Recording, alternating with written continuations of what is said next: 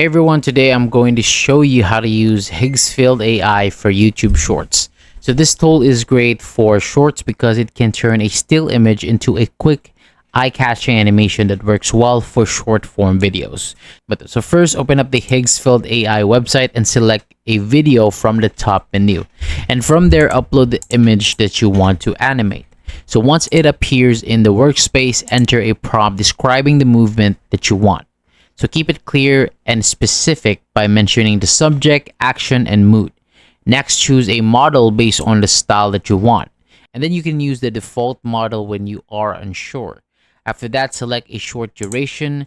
Brief actions are usually better for YouTube Shorts because they are quick, engaging, and easier to watch. Now, choose the quality setting. Standard quality is useful when testing ideas, while higher quality can make your final clip look clearer.